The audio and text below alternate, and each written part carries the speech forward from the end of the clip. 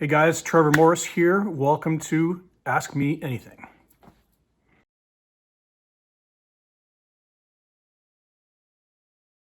Hi Trevor, hi everyone. This is Agata at Krakow Film Music Festival. We have a lovely sunny weather here in Krakow, Poland today, even Californian, I would say. Probably Trevor would say, I'm grateful to the universe for this kind of weather. Ever since I know him, he has been emphasizing how important it is to stay grateful in your life as well as in your career. So my question is, has it always been like this, Trevor? Where this gratitude you are already famous for come from? This is my question, and I wish you and your friends and everyone who is watching us right now stay healthy, stay safe, and all the best from my heart to yours. Cheers. Thanks, Agata, for that video, for that question. It's good to see you. I'll see you next year, obviously. So for some context, Agata is one of the curators of the Krakow Film Music Festival, which is one of our best and certainly our biggest live celebration of film and television music. I've been fortunate to go there a few times to conduct my own music. And I was supposed to go this year, this May. To date this video, it's April 2020, so we're in worldwide COVID, jail, Alcatraz. So they rightfully so canceled the festival for this year and we'll reschedule next year. I'm proud to say one of my performances there, I conducted my Sweeper Vikings. In the 10-year history of the festival, it's their most watched video on YouTube. It's got like 15 million views. Just so cool. I love it. Anyway, so her question about me exuding gratitude I'm so thrilled that she says that about me. But I want to tell you the story on how I got here. For those of you who know me or don't know me, I was Hans Zimmer's assistant for 3 years. And then I was on his music team for another year and a half. So 4.5 years, which is basically like 9 years in like dog years, Zimmer years. 3 years is 1 year longer than the guy before me lasted, and 2 years longer than the guy before him lasted. And I'm not bragging about that because I probably should have ducked out of that one earlier. But anyway, by the end of my time there, I was really burnt out, and I was really not in a great place, and I was really not handling my people skills very well. And enter at this point my dear friend Otley Orverson. Otley is just a fantastic composer, one of our very best. And he was coming into Zimmerland from his own angle, not as an assistant, and I was nearer the end than the beginning. And he immediately had a lot of success, as he deserved to, there, and I was not. It turns out we ended up living across the street from each other in Lower Santa Monica. I lived on Ashland Street and he lived 2 blocks over, so there was lots of hanging out. We're still very close friends, but geographically we're not as close together as we used to be. But at the time, we would walk, you grab your bottle of grappa and walk over to his deck. We're the 2 members of the Grappa Society, 2 members and going strong. Anyway, so one night we're on this back deck and we're getting into it, a little bit of grappa. By a little bit, I mean like a lot.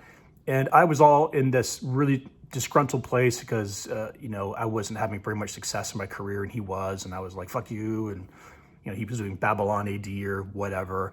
And, also to put this in perspective for you guys, my people, the people that I grew up with, my time with Hans Zimmer were Jim Dooley and Jimmy Levine and Jeff Sinelli and Steve Jablonski and Ramin Djawadi, who I call DJ Awadi, who am I missing? And Otley too. Anyway, these guys are all really starting to have a lot of success in their career. Ramin's doing studio movie this, and Jablonski's doing fucking Transformers.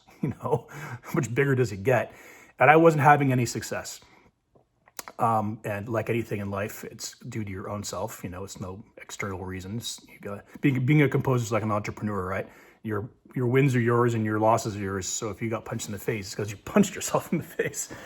So we're on this back deck, and I was just kind of toxicity place. And he kind of read me the riot act one night, as all really good, legit friends do. And I was like, fuck you, and you don't know what it's like, and you know how hard I've worked and all that shit. So a few days later, I come to, and I realized, fuck, he's right. He's totally right. And Otley shared with me a story that I can't share with you because it's personal, a tough thing in his life that he managed to get gratitude out of.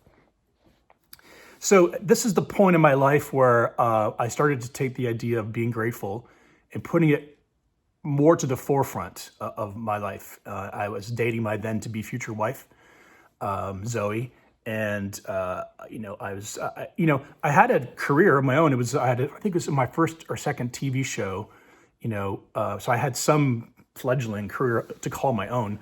At the time, television was really viewed as the B prize. If you couldn't get a movie, then you could go over and do TV.